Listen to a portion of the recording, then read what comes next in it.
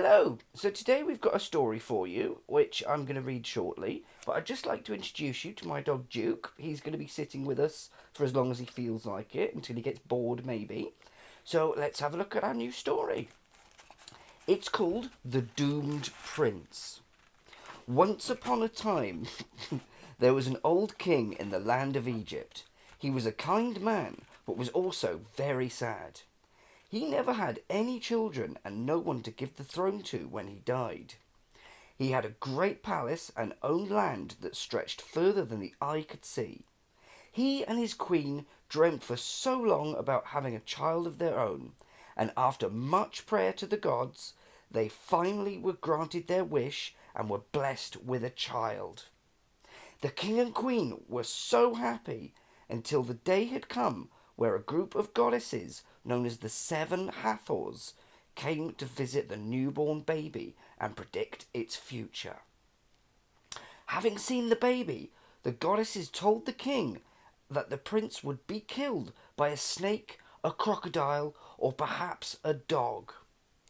The king became very sad by this news and did not want to see anything bad happen to his new son. Soon after the goddesses had left, the king built a very special palace, far away from anybody. The palace was beautiful and filled with everything a person would need. Here the prince would grow up perfectly safe from any animals, and guards would check regularly for snakes. As the prince grew older, he became very lonely, till one day, when the prince was sitting on the roof of his palace, he noticed a farmer walking past.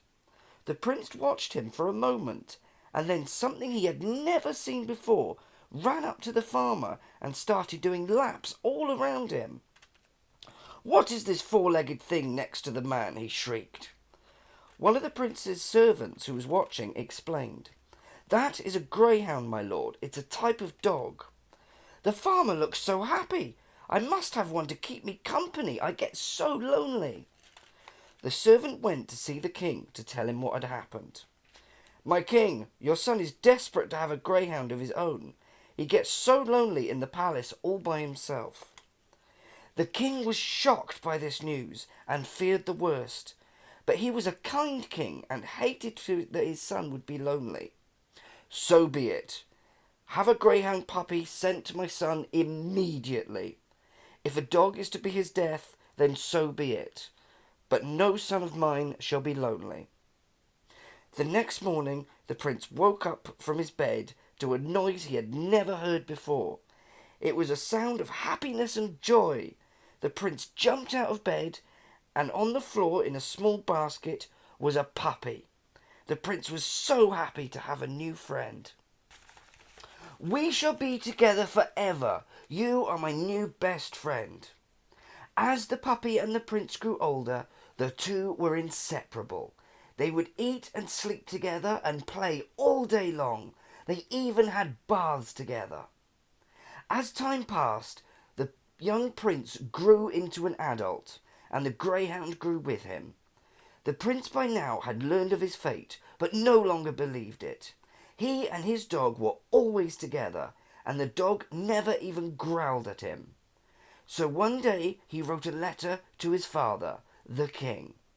"Father, I'm an adult now. I cannot stay hidden in this palace any longer.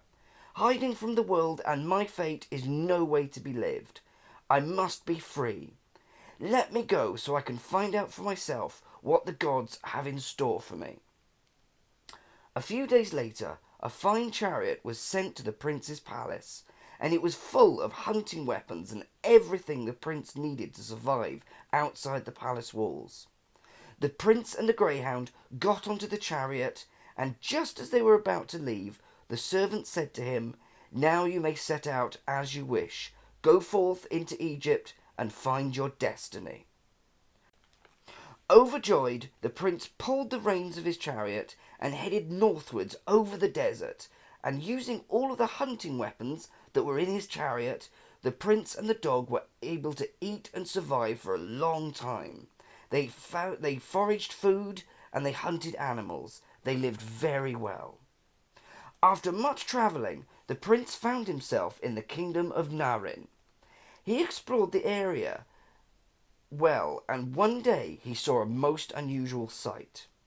He saw a large tower with a balcony at the top, and on the balcony was the most beautiful lady he had ever seen.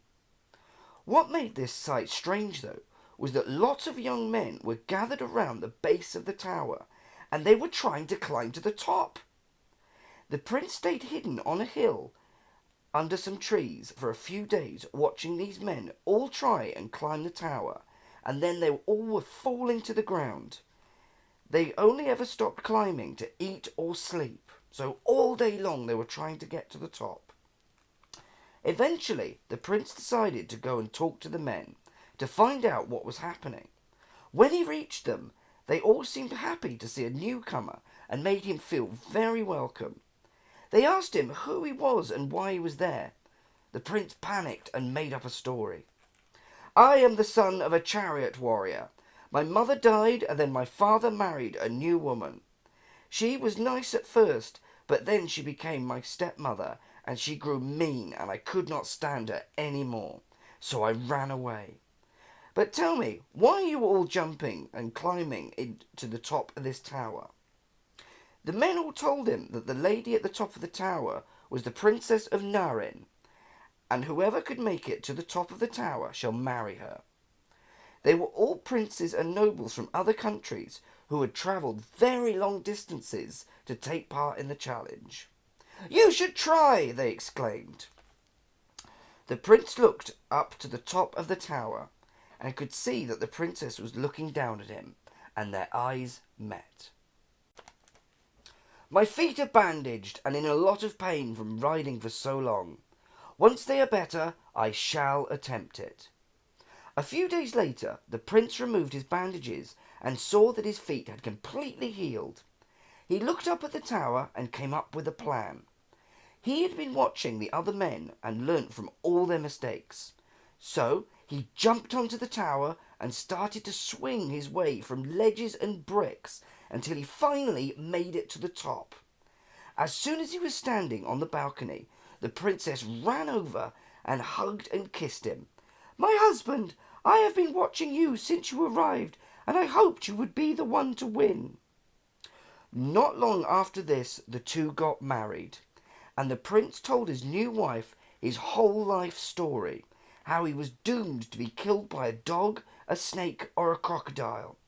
Shocked at hearing this, the princess demanded the greyhound be killed, but the prince assured her that his greyhound was perfectly safe, that they were best friends and not to worry. The princess was a little reassured by this, but never fully trusted the dog. Soon the happily married couple moved into a small palace near a town with a lake next to it. One night, when the prince was in bed sleeping, the princess put out 2 bowls, one with beer in it and the other with wine, and she went to sleep next to her husband. Then out of the corner of the room, a black snake emerged and began slithering over to the bed. It saw the bowls of beer and wine and drank from both of them. It then curled up on its back and passed out. It had been poisoned. The princess woke from her sleep and saw the snake lying on the floor. She leapt out of bed and chopped the snake's head off with a knife. She woke the prince up and eagerly said, "The gods have been watching you and have sent you the first of your enemies, but I saved you." Very grateful for this, the prince kissed his wife and they both went back to sleep. The next day, the prince was walking in the town when he came to the shore of the lake. People were gathered around, staring out at the water. The prince looked and could see a violent splashing and crashing in the water. He asked one of the villagers what was happening. "Well, my lord, when you moved here, a great crocodile emerged from the mists and has been living in our lake. But when he came, also a water demon came with him, and the two hate each other. The demon will not let the crocodile leave, so it arrives every morning to fight the crocodile and chase it back to its cave." The next morning, keen to see the crocodile and demon fight, the prince left with his greyhound to sit on a hill overlooking the lake. Once they sat down, the dog looked at the prince and spoke. "I am your fate," the dog growled. The prince ran as fast as he could down the hill and reached the shores of the lake. He looked behind him and saw the dog was chasing after him.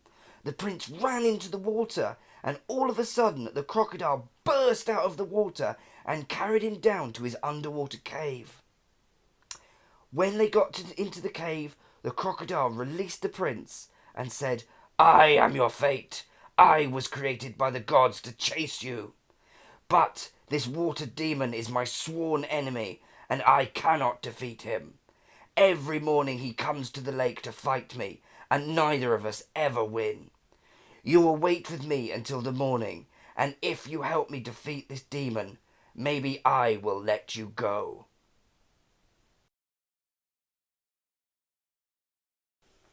So that is the end of the story. And the reason for this is when this story was discovered, the ending was missing. So what we thought it would be fun to do is, if anyone fancies it, they can email us their suggestions for how the story is going to finish. You can be as wild and imaginative as possible. And any ones that we think are fantastic, we'll make a new video with their endings on. So be as creative as you can and have fun. And I hope to hear from you all soon.